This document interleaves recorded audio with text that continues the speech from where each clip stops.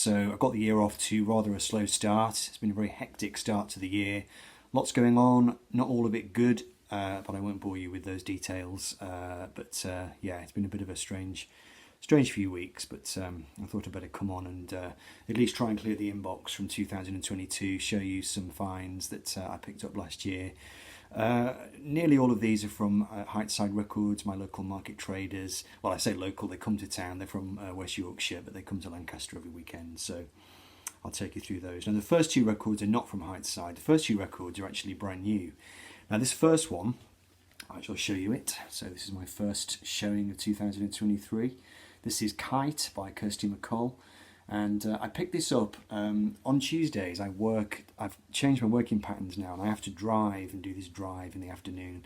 I get to the place I'm going, which is Chorley, in the evening, and it's always cold and miserable, and I always feel a bit sorry for myself. But I discovered a record shop, and I popped in there maybe 10 minutes before I was due to start work. It was mainly new vinyl, all new vinyl in fact, most of it overpriced. But I flicked through, I found this one. This was not a Record Store Day album, but it was something of the kind, one of these things, National Album Week or Month or something, I don't know. I don't tend to get involved in those kind of things, but this one was going for £20. It's on lilac vinyl, although it's going to look white when I actually show it on camera. It's incredibly pale. This record, I found this in a antiques place a while ago, but the cover was a bit scuffed. I left it behind, so I was really pleased to pick up this reissue. Kirsty MacColl is somebody who I've only ever listened to really via a best of CD, which I absolutely love. Had it in my car for a long time. Love her voice, love her songwriting, great lyricist. She definitely had a way of looking at the world, slightly acerbic, slightly melancholy. Great songs on this record. You've also got some great collaborators. Johnny Marr on guitar weaves his inimitable way through the tracks, gives the tracks this great kind of melancholy shimmer that only Johnny Marr can produce. This album has got her immortal cover on of the Kinks song Days, which is just absolutely beautiful.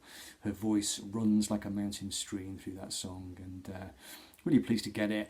Don't know too much about her discography, as in how many records there are, but she was certainly a very singular talent, so I was very pleased to add that to the collection. Just a lyric sheet, nothing too special going on there, but yeah, that really cheered me up on a Tuesday evening, raining outside, cold and dark, and about to start work. It's quite a nice time to pick up a record. So there we go, Kite by Kirsty. Now this next one, I've been reading a biography of Eric Clapton, the Philip Numan biography, which I'll talk about in a separate video, and just became aware that I'd never actually owned Eric's debut album before. Not an easy one to find. Most of Clapton's work can be picked up second-hand, eBay, Discogs, fairly cheaply. His first album, less so, it tends to be quite expensive. But I found this reissue, and it came with a download card, so no doubt it's a digital reissue, but I was quite pleased to get that into the collection. Really nice album. I've been listening to a Clapton best of CD, which I picked up from Oxfam a while ago, and there was a song that jumped out at me, which is on this record, Let It Rain, at the end of side 2. Absolutely brilliant song. One of those sleepers in Clapton's catalogue, I think. Not one that jumps out at me in retrospect, when I look back on my lifetime pretty much of listening to Eric Clapton back to the age of about 16 or something. Not a song that had ever particularly kind of worked its magic on me, but just for some reason it chimed with me on that compilation, so I thought, right, I'm going to seek out his first album. And this is actually a really good record. It's quite bluesy, obviously, it's Eric Clapton, but it's got a bit of a funky soul kind of quality to it as well. You've got Bonnie Bramlett and Delaney Bramlett are on here, so it was that period in the early 70s when Clapton was letting it all hang out. He was probably already addicted to heroin by this point. What a life. I'll talk about it when I talk about the book, but nice to get that, Eric Clapton's debut album, and I think a bit of a gem in his catalogue, really. Okay, so moving on quickly to the second-hand records I've been picking up. Now, all of these, let's have a look, 1, 2, 3, 4, 5, 6. Right, all of these I would describe as collection cornerstones that I was just missing from the collection. It's that thing where you have this idea that certain records are essential to have, and yet you don't have them. So none of them are particularly rare or anything. anything, but they're just ones I've been waiting to come across and haven't done until now. So thanks to Robin and his dad at Heightside Records for, as usual, having a great supply of all the records that a record collector would ever want to own. So I was delighted to grab these. So I'll quickly run you through. Dexy's Midnight Runners, Searching for the Young Soul Rebels, which I think was their debut album. Just a record I've been looking for a very long time. Really nice to get that one. Original copy in pretty good condition. And that completes the Dexys collection. I think they only had 3 albums. Correct me if I'm wrong, but this one's got a beautiful custom label. That side and that side. So yeah, this was a good price. Didn't pay much for this. Probably only maybe a £5, perhaps a bit less if anything. So good to get that. I've listened to that. Interesting band, Dexys. They kind of mixed, I don't know, punk with folk music, a bit of an Irish influence coming through, quite uproarious, very spirited. Kevin Rowland, an incredibly distinctive vocalist. Maybe he's a little bit Marmite, I don't know. Perhaps you've got to be in the mood for him, but certainly great to get that, and what a great cover that is. So, bit of Dexys. Now this one again, I've been looking for a decent copy of this for so many years. I see it being shown all the time. I've got his other famous album, the one with the white cover, whose name escapes me, but this is the one that everybody needs really. Gary Numan, Tube Army I should say, and Replicas. This is the one that's got our friends Electric on it. So been looking for a copy of this for, I don't know, years, and finally saw it down at Heightside, so picked it up. Again, nice condition, Beggars Banquet label. So I was never a huge fan of Gary Numan, but you know, I always liked his chart hits. I saw him at a festival back in probably the early 2000s, and he was really good. I think it might have been at the Leeds Reading Festival. Saw him in a big tent, and he came on such energy and such pizzazz. He was really not really what I was expecting, because you have this idea of Gary Numan being quite cold and clinical, I suppose, in his music, but maybe I guess he's moved past that now, and he was really doing a lot of rock star poses. It was not quite what I was expecting, but anyway, so yeah, just a great, cold, slightly brutalist kind of electronic stroke, punky kind of sound to this record. A classic, one that I've been after for a long time. And this next one too. Now this artist, I find his records so infrequently. The last one I found was maybe 2 or 3 years ago. I've been trying to complete the run of the first 4 Peter Gabriel albums. This is the 4th one, Security, and I just haven't run into it. I mean, I've been on the vinyl community now on YouTube for close to 7 years. I've been looking for this record in the whole of that time, and this is the first time that I've run across a copy of it. So marvellous to get this. Fantastic album.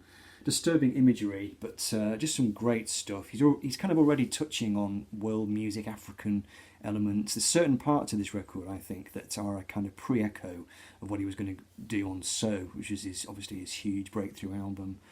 But there's some fantastic tracks on this. Lay Your Hands on Me and Wallflower, is it, on side 2? Just epic.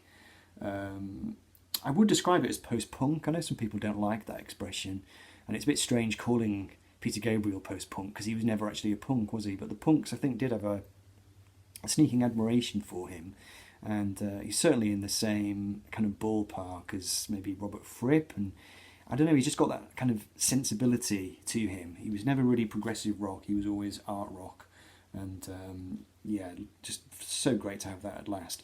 The one I'm missing now is the one with, it's got some claws on the cover. Don't have that one yet, still looking. Okay, a bit of Bob Marley. So again, I find his records so infrequently. Maybe his 10th or 11th album came out in the late 70s, maybe 77 or 78. I'm always a bit blurry about which songs are on which albums, so I was quite surprised at how many of my favourite Bob songs are on this. Sun is Shining, which is fantastic. Is This Love, which is absolutely beautiful. And yeah, just very rarely do I find them. I've been reading the autobiography of Chris Blackwell from Island Records. Again, I will talk about that in a future video. Very interesting, the story of Bob and how he came to be discovered and everything that happened, obviously.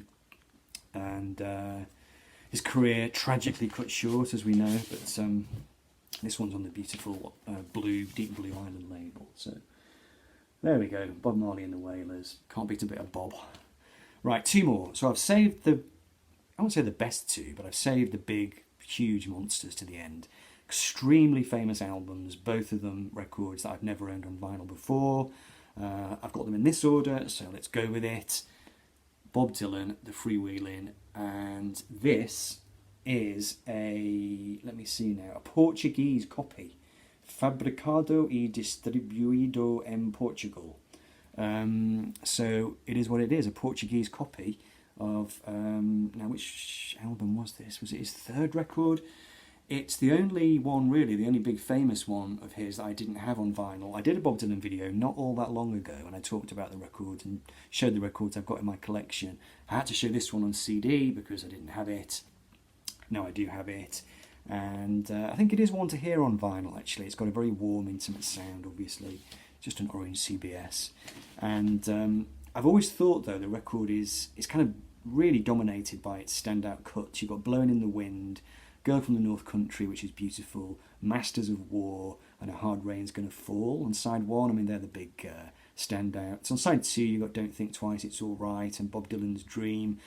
The rest of the album, for me, kind of drifts by a little bit. Those are the big tunes. Those are the ones that everybody knows. So I've had this album on CD for so many years, but I think now having it on vinyl, perhaps I will now finally be able to connect with it a little bit more than I have done in the past. So delighted to get that. Don't remember what I paid for it, but it was probably somewhere in the region of £10, but it's in great nick. Bob Dylan. And this one is sort of similar kind of artist, I suppose.